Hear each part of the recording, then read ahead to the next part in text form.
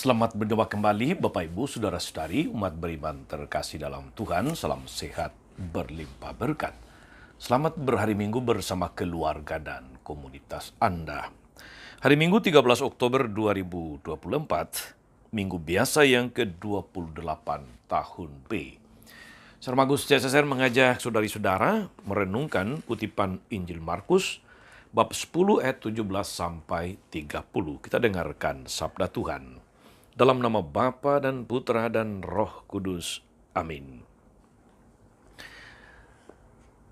Pada waktu Yesus berangkat meneruskan perjalanannya, datanglah seorang berlari-lari mendapatkan dia, dan sambil berlutut di hadapannya dia bertanya, Guru, Guru yang baik, apa yang harus kuperbuat untuk memperoleh hidup yang kekal? Jawab Yesus, mengapa kau katakan aku baik? Tak seorang pun yang baik selain Allah saja. Engkau tentu mengetahui perintah-perintah ini. Jangan membunuh, jangan berzina, jangan mencuri, jangan memberi kesaksian palsu, jangan menipu orang, hormatilah ayah dan ibumu. Kata orang itu kepadanya, Guru, semuanya itu telah kuturuti sejak masa mudaku. Yesus memandang dia dan mengasihinya, lalu berkata kepadanya, hanya satu kekuranganmu. Pergilah, jualah apa yang kau miliki, dan berikanlah itu kepada orang miskin. Maka engkau akan memiliki harta di surga. Kemudian datanglah kemari, dan ikutlah aku. Karena perkataan itu mukanya muram, lalu ia pergi dengan sedih sebab banyak harta miliknya. Lalu Yesus memandang murid-muridnya di sekelilingnya dan berkata kepada mereka, alangkah sukarnya orang yang memiliki banyak harta masuk ke dalam kerajaan Allah. Murid-muridnya tercengang mendengar perkataan itu, namun Yesus berkata lagi, anak-anakku, alangkah sukarnya masuk ke dalam kerajaan Allah. Lebih mudah seekor unta melewati lubang jarum daripada seorang kaya masuk ke dalam kerajaan Allah. Mereka makin tercengang dan berkata seorang kepada yang lain, jadi siapakah yang dapat diselamatkan? Yesus memandang mereka dan berkata, bagi manusia hal itu tidak mungkin. Tetapi tidak demikian bagi Allah, sebab segala sesuatu mungkin bagi Allah. Berkatalah Petrus kepada Yesus, kami ini telah meninggalkan segala sesuatu dan mengikuti Engkau. Jawab Yesus, sesungguhnya aku berkata kepadamu, setiap orang yang karena aku dan karena Injil meninggalkan rumah, saudara laki-laki, saudara perempuan atau ibu atau ayah, atau anak-anak, atau ladangnya, orang itu pada zaman ini juga akan menerima 100 kali lipat. Rumah, saudara laki-laki, saudara perempuan, ibu, anak dan ladang, sekalipun disertai berbagai penganiayaan, dan pada zaman yang akan datang ia akan menerima hidup yang kekal. Demikianlah sabda Tuhan. Bapak, Ibu, Saudara-saudari, umat beriman terkasih dalam Tuhan kita Yesus Kristus. Kita seringkali mendengarkan komentar ini, sudahlah. Nah, kalau kita mendengar komentar sudahlah, berarti ada sesuatu yang mati-matian hendak kita pertahankan. Ada gengsi yang sudah memuncak sehingga kita tidak mau bekerja sama atau mendukung orang lain. Biasanya setelah mendengar kata-kata ini pun kita tetap tidak mau berubah juga. Di antara generasi milenial, apalagi Gen Z sekarang ini, saudara-saudari, ada istilah modus yang sebenarnya berarti berbagai cara dipakai untuk mendekati seseorang untuk mendapatkan hatinya, untuk mendapatkan apa yang diinginkan. Hal yang menarik, sejak usia dini mereka sudah pintar mencari berbagai macam cara pendekatan, sampai-sampai kadang-kadang terlalu bersemangat atau kelebihan semangat. Dalam hal ini orang dewasa pun mempunyai kelemahan yang sama. Tidak mau kalah. Memang alangkah sulit orang mengatakan sudahlah kepada dirinya sendiri. Karena hal itu seringkali dimaknai sebagai kalah, sebagai gagal dan malu tentu saja. Mungkin karena hal itu menyangkut relasi manusiawi dan kebahagiaan hidup di dunia ini. Kita menjadi terlalu bersemangat untuk mendapatkan. Ketika menyangkut hal-hal surgawi dan rohani, pengertiannya menjadi berbeda sama sekali.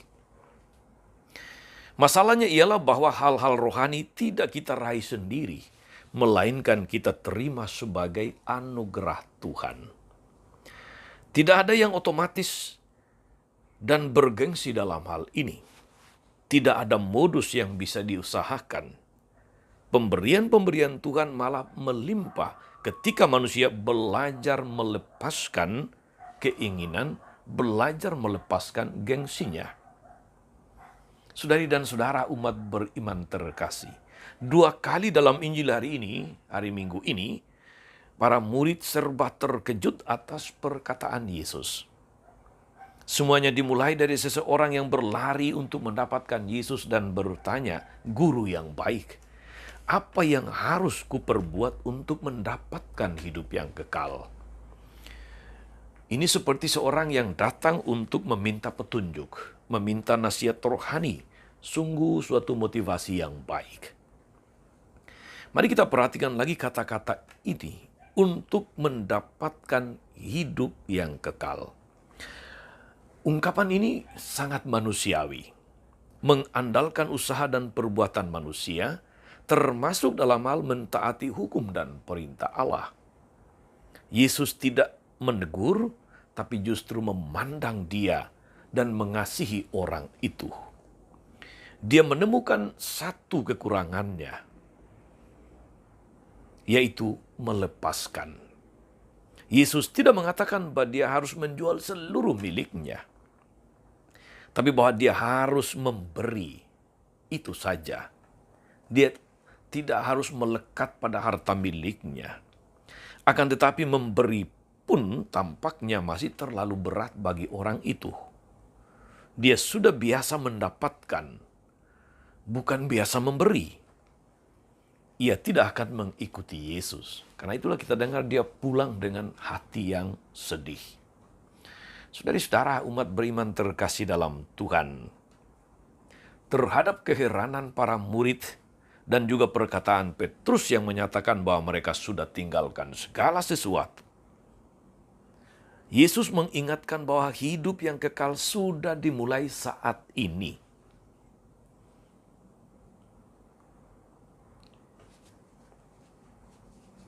Orang itu sekarang pada masa ini juga akan menerima kembali. Demikian kata-kata Yesus tadi.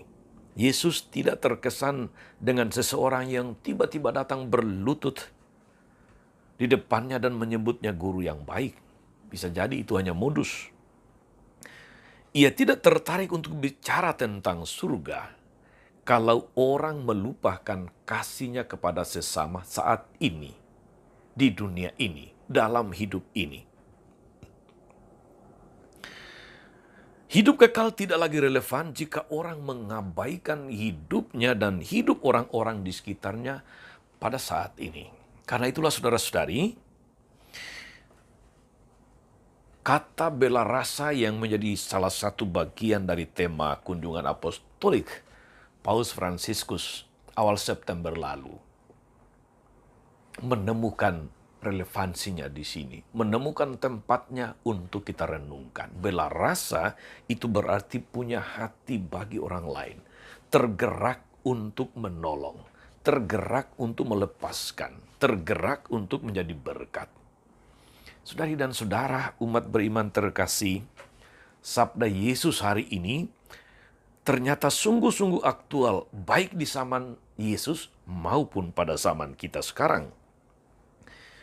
Beragama, saudara-saudari, sering terlalu disingkat menjadi frasa asalkan bisa masuk surga. Dan segala cara manusiawi dipikirkan atau dibuatkan aturannya. Mentalitas kita masih di sekitar usaha mendapatkan dan menyimpan untuk diri sendiri. Menjual apalagi memberi dengan cuma-cuma terdengar menakutkan bagi sebagian orang. Kalau korupsi masih terjadi di lingkungan gereja, saudara-saudari, bahkan oleh orang-orang Kristiani, itu tanda bahwa agama dipisahkan dari hidup di dunia ini. Kalau para pemimpin religius masih main kuasa dan mempersulit orang lain, itu bukti bahwa hidup kekal itu dianggap soal nanti dan bukan sekarang ini. Mereka yang berada di tingkat akar rumput seringkali mengeluh tak berdaya, tapi tetap saja di atas tetap tidak bergeming karena gengsinya. Betapa berat melepaskan kuasa, betapa sulit untuk melepaskan harta, meskipun hanya sebagian demi mempermudah orang lain. Karena itu, saudara-saudari, kita bisa memahami mengapa Yesus mengatakan lebih mudah seekor unta masuk lubang jarum daripada seorang kaya masuk ke dalam kerajaan surga. Jeratan harta, jeratan tahta bisa sungguh menjauhkan orang dari kerajaan Allah. Saudari-saudara, kitab Kebijaksanaan Salomo bacaan pertama, sesuai namanya, mengungkap bahwa kebijaksanaan adalah jalan menuju hidup yang kekal. Kemilaunya tidak akan tertidur. Kebijaksanaan tidak mengenal kematian. Hidup abadi yang dimengerti dalam terang kitab ini sangat berkaitan dengan Injil hari ini, saudara-saudari. Segala harta milik datang kepada manusia. Bukan karena usaha manusia, melainkan karena diberikan, dianugerahkan Tuhan bersama dengan kebijaksanaan. Dalam bahasa kita, kebijaksanaan yang mendatangkan anugerah Tuhan justru ada dalam keberanian kita untuk mengatakan cukup atas rejeki serta keadaan yang kita terima saat ini. Hal yang mengherankan, saudara-saudari, doa Bapa kami dalam Injil Matius dan Lukas pun mencantumkan kata secukupnya untuk rejeki hari ini. Berilah kami makanan kami yang secukupnya. Berilah kami rejeki yang secukupnya, bukan sebanyak-banyaknya. Hidup kekal sangat mungkin kita alami hari ini sejak di dunia ini, sekarang ini. Saudari-saudara, apakah seperti para murid kita mesti terkejut mendengar perkataan Yesus bahwa lebih mudah seekor unta masuk lubang jarum daripada orang kaya masuk kerajaan Allah? Rasanya tidak juga, tetapi kita perlu lebih serius menjual berbagai macam milik kita yang kita anggap sebagai bekal untuk masuk surga. Milik itu bisa berupa gengsi, bisa berupa kuasa, bisa berupa cinta, bisa berupa harta yang berlebihan. Saat mementingkan semua itu, apalagi secara berlebihan, kita tidak bisa selamat. Sebaliknya, memberikannya akan membuat kita mengalami apa yang disebut sebagai atau apa yang dianggap tidak mungkin. Oleh karena itu, saudara-saudariku umat beriman terkasih, apabila ada orang yang sampai berkata kepada kita, "Sudahlah," sebaiknya kita dengan rela hati melepaskan apa yang masih kita cengkram dalam diri.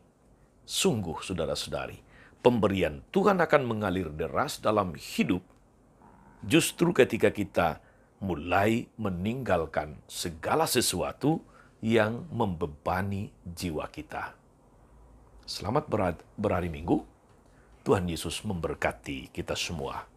Amin.